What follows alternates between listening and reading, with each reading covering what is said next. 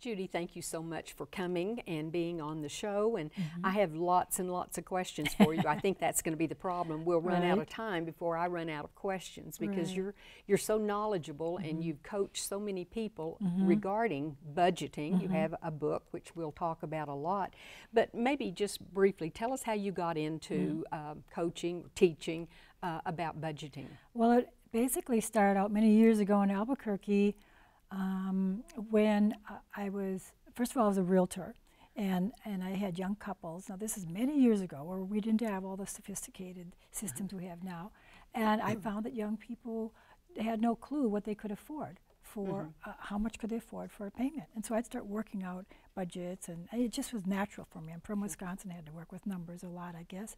And so that was one thing, and then I was a college counselor, admissions counselor at what's now CNM, and I had a lot of widowed or divorced women who were reentry students who were just terrified of the idea of having to deal with money. And so I just kept thinking, there's a need for something to help people who need something basic. And then I worked on the Navajo reservation for a few years, and there too saw a whole different kind of need. And I kept seeing the need, and I was just like a little renegade. I thought, well, we need a book. And so I just went out and self-published a book initially, and then the publishers came to me, and it's now published with Kaplan. Over the years, it's changed publishers, but yeah. And it is called? It's called The Budget Kit. The Budget Kit.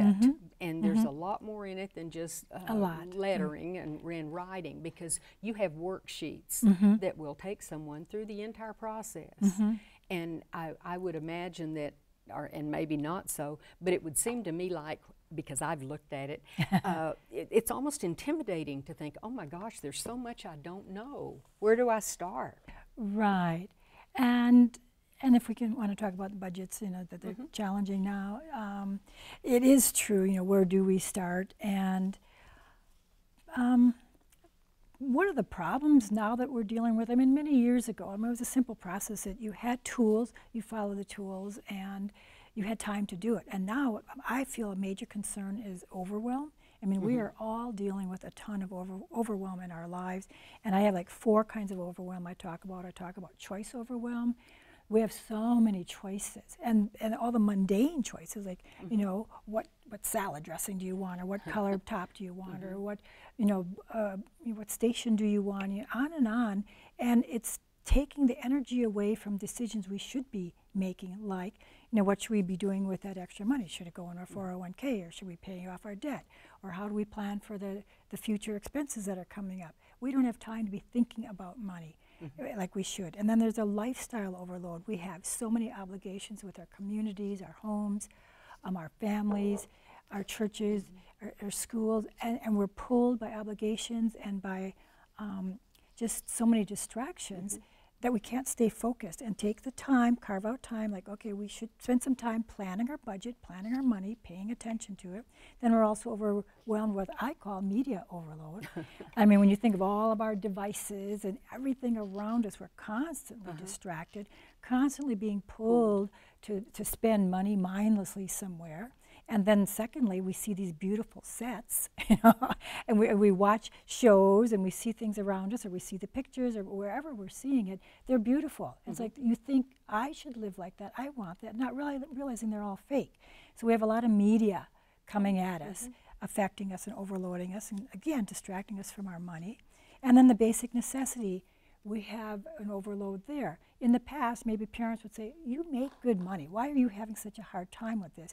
But now you have a lot more fixed expenses. You have internet, you have cable, you have cell phones, you have different things that you can't really get by easily without these basic necessities. And people can say, well, you don't need them, but it's hard to have a job. It's hard to have your children, do their homework when they can't, get online, all these different things. So there's a lot of extra bottom line expenses.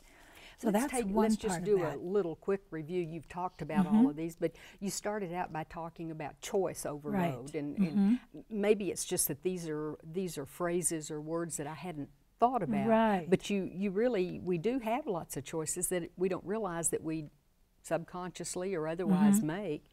Then you also talked about the lifestyle overload, and that changes, and you've been doing this for many decades, and so you've seen that really evolve.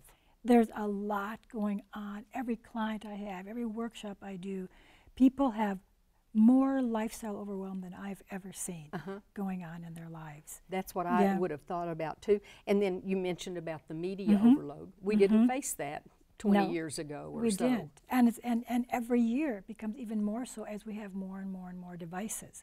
And what are those devices showing us through their graphics, through their pictures, through their everything? And then basic necessity. Some of us think everything's a necessity. Exactly. There are wants and needs, but I imagine you teach a lot about prioritizing. Absolutely. Right.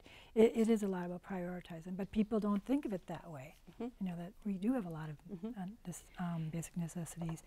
And then when you talk to young couples, even retirees, sometimes it's people start going into retirement and they think, oh my gosh, I'm not going to be working that many more years. Right. And how does that fit in with my lifestyle?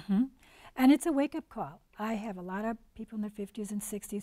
They made good money. That was never really an issue, so money was always there. But now they're realizing we're going to have to make adjustments, and we really don't even have a clue how to get started with budgeting.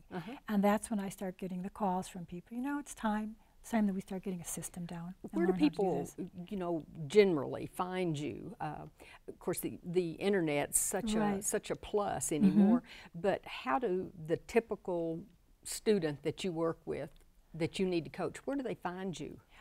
And they're all ages, mostly, I mean, some 20s and some in the 70s, but I find my range, actually I have a couple right now, like in their early 30s, high-level professionals, 30s, 40s, 50s, but they're finding me more online than anywhere. Or they'll be on Amazon looking for budget books, and my budget kit book will show up. So they'll find me that way, and then they'll find my website, the Money Tracker website, moneytracker.com website. But once they do a search, you know, learning how to budget, budgeting coach, or accountability budgeting, my name and my website comes up. So that's how they find me. And I thought this was a good point. You mentioned, why would you know how to budget? It's not something, it's like raising children. We aren't born knowing how to do this. And if our parents weren't necessarily involved in budget, everybody budgets maybe to some small extent, but that's such an important part. And when I do, especially when I do workshops, I will just start off, because people are coming in embarrassed, and they're ashamed, and they're just like intimidated, like, I don't know how to budget. And it's like stupid. But it's like, but why would you know how? If your parents didn't take the time to show you, or a neighbor or a friend, or you didn't take classes, and maybe you're doing your passion, you were doing what you're good at, you weren't bothering, why would you know how to budget? And just because somebody may say, well, I make a lot of money, I make good money, I can cover all of our expenses, but making good money is not the same as making a budget. Exactly, and that's where I have a lot of, most of my clients are pretty high level and make good money. And it is interesting because they just assume that they should be able to budget from that, but by having all that money, that doesn't mean that they really learned how to come up with specific tools for budgeting. And I especially like the comment that you have last, being smart is no guarantee you know how to budget. Any of us can be taught. And that's the bottom line of it. As far as budgeting, people can go through a lot of shame or a lot of fear or confusion or overwhelm about budgeting, but it's all about learning, and it's not that difficult. I mean, it takes time and persistence. Just like anything else. Like anything else, but if you want to, it's like you have to have some reason why you want, then you can learn it and you can be good. I've seen people transform with budgets. I bet you have. Well, this is a very interesting resource, regardless of the type of system somebody's wanting to use. And I still think there's a need or a feeling you get when you write things down, even though you're going to put it in the computer. Some things are just nice like that. And this is the budget kit, and there's lots of good information in it. And I appreciate you coming and whetting our appetite. Yes, yes. Thank you. Appreciate it. Thank you, Sheryl.